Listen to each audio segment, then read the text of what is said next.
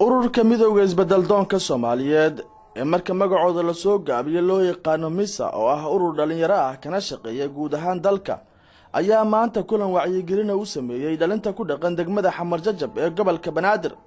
kulanka wacyigelinta ayaa waxa ka qayb galay mas'uuliyiin ka tirsan maamulka gobolka Banaadir kan degmada Xamar Jajab ee dhalinyaro. ciwaanka kulanka ayaa ahaa silsilada hayaan oo xoog lagu saarayo bilicda iyo nadaafadda isla markaana ah qaabka lagu gaari karo isbedel dhab ah. Maryan Maxamed Xuseen gudoomiye ku-xigeenka ururka iyo Guhaad Sheekh Xasan oo ah gudoomiyaha golaha fulinta ururka ayaa faahfaahin ka bixiyay ujeedada iyaga oo ka warbixiyay qaabka uu shaqeeyo ururka.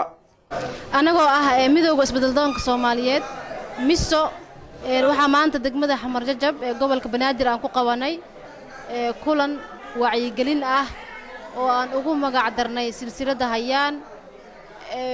kulankan aan maanta qabanay waxaan rabnaa in degmooyinka gobolka Banaadir oo dhan aan gaarsiino si bulshada Soomaaliyeed ay u noqdaan bulsho wax walba oo dalkooda sharaf u ah ay uga qayb qaataan maadaama iyagu dhalinyaradu ay yihiin awoodii dalka uu lahaa.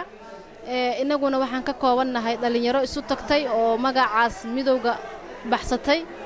waxaan rabnaa in aan isbedel dhab ah ka sameeyno guud ahaan dalkeena Soomaaliya. waxaan u mahadcelinaynaa degmada Xamar Jajab maamulka degmada Xamar Jajab oo iyagu sida sharafta badan noo casuumay iyo dhalinyarada degmada aadayna u mahadsan yihiin. TV-ga SBS-na aad buu u mahadsan yahay. barnaamijka aan wadno silsilada hayaan aan la wadaagno runtii midowga isbeddeldoonka Soomaaliyeed waa dhalinyaro ama ururo isku tagay sidaad midowga ka arkaysaan kaliya waxaan u midownana waxay tahay inaan isbeddel bulshada ku sameeyno. isbeddelka aan rabnay inaan sameeynana waxay tahay dhalinyarada ama bulshada qaybo kala duwan iskugu jiraan. waxa la yiraahdaa bulshada qayb kamid ah ayaga naftooda ku mashquuleen qayb kalena dad kale ku mashquuleen qaybtii soo hartay oo danta guud wadana aad ay u yaraatay.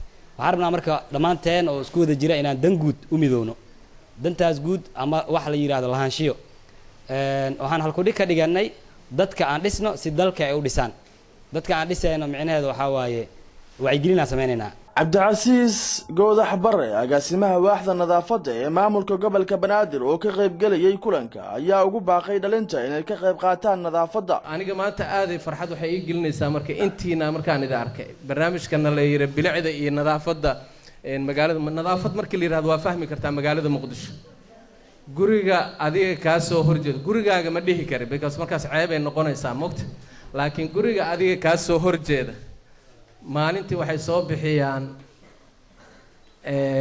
bac bay banaanka soo dhigaan moosay ku soo tuuraan qashinay soo tuuraan fahamka dadkii yar Soomaa Maka al-Mukarrama aad arkaysaan jidkaas quruxda badan loo Turkida markay dhistay qashinka hal la ogaado hana laga warqabo ma laga wada hana la ilaaliyo. marka waxaan u maleynayaa gudoomiyaha inuu idin ku dhigo example ahaan bacdaas madow hadaa meel ku aragtaan ee cid la aragtaan hana lala hadlo hana laga qaado.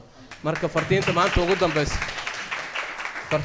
ugu dambaysa taas waa inaan ururkiina la shaqeeyo oo aan habeenay maalin idin garab taagnaana aniga diyaar u ah.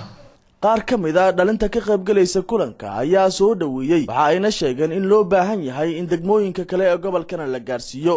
waxaan joogay degmada Xamar Jajab qaasatan dhalinta ururka hadda soo baxaysa haatana ku tala jirtaan aanay ما شاء الله والله ما أنت برنامج كل سوى جاي عاد وحياة بدنا كفايدنا والله ساسة هاي والحمد لله ما أنت عادي فرحة كوي ما فرحة إنه قلنا ما تي كترسن أورك مدو اسم دلبان كصوماليات ما أنت أنجو ماشي ما أنت أنجو نوع دقمة حمر جب وحنوني مع أورينتيشن إن أنا سمعنا لليوم الصوماليات سي عن يعني وحول البلاص ما سيدو ونكسن إن أنا سمعنا وانا soo dhaweynaa santiin waxa meeshan isku genimaanay inaan kamid noqono ururka dhalinyarada oo wadankeena aan dhisno oo wadankeena wax qabad iyo wax tar wanaagsan aan siino oo wacyigelin umada wax baratay iyo umada wax baranin dhamaan dadaalo ugu gaaraa sidiisa banaan waxaan jecelnahay wadankeena inaan sii horumarino.